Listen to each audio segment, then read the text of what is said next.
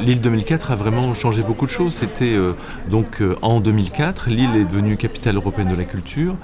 Et pendant un an, il y a eu 2500 événements, 9 millions de visiteurs, 3 millions de tickets vendus, 17 000 artistes, 193 villes concernées, puisque c'était Lille, la ville de Lille bien sûr, mais aussi toute la métropole lilloise, mais aussi toute la région Nord-Pas-de-Calais et aussi la partie transfrontalière belge avec les villes de Kortrijk, Tournai, Mons.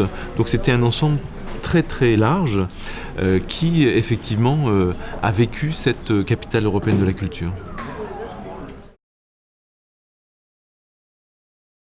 Alors on a démarré la capitale européenne de la culture, l'année européenne, par une grande fête le 6 décembre 2003, donc c'était l'hiver, et il y avait entre 700 000 et 1 million de personnes dans la rue. Ça veut dire qu'on avait fait tout un travail au préalable auprès de la population, des associations, des enfants, des écoles, pour que effectivement tout le monde soit là au rendez-vous. Et donc ça a été un petit peu l'acte fondateur de cette capitale européenne de la culture. Les gens qui se retrouvaient très nombreux dans la rue et qui faisaient la fête et fêtaient effectivement cette année européenne. Ça a été le premier point. Ensuite, dans la conception, l'idée était de, bien sûr, associer l'ensemble des équipements, tous les musées, les théâtres, qui ont développé des programmations exceptionnelles. Je pense à l'exposition Rubens, ici au Palais des Beaux-Arts, le musée de Lille, qui a battu des records de fréquentation, puisqu'on était à plus de 300 000 visiteurs. Donc il y a eu un programme extrêmement riche d'expositions, mais il y a eu aussi de concerts, bien sûr, de théâtre dans les théâtres. Donc tous les acteurs culturels étaient mobilisés.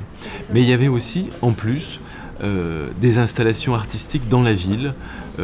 La gare était rose, complètement rose. La rue Faidherbe, qui est la rue principale de Lille, se transformait en une piste, par exemple, d'atterrissage pour les soucoupes volantes. Donc on créait vraiment, on avait installé aussi une forêt à l'envers. Donc beaucoup d'installations qui ont marqué le public, les habitants de Lille, mais aussi les visiteurs, sur une conception de la culture où finalement le merveilleux est au coin de la rue et donc chacun peut être confronté à la réalité de cette capitale européenne de la culture. Ça c'est un élément extrêmement important, c'est bien sûr les habitants de Lille mais tous les habitants de la région.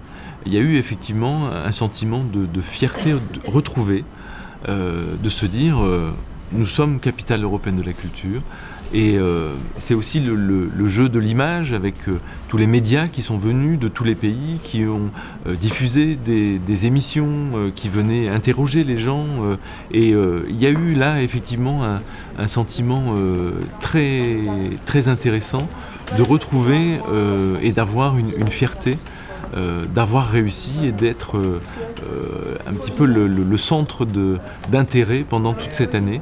Et ça a été très, très, très sensible.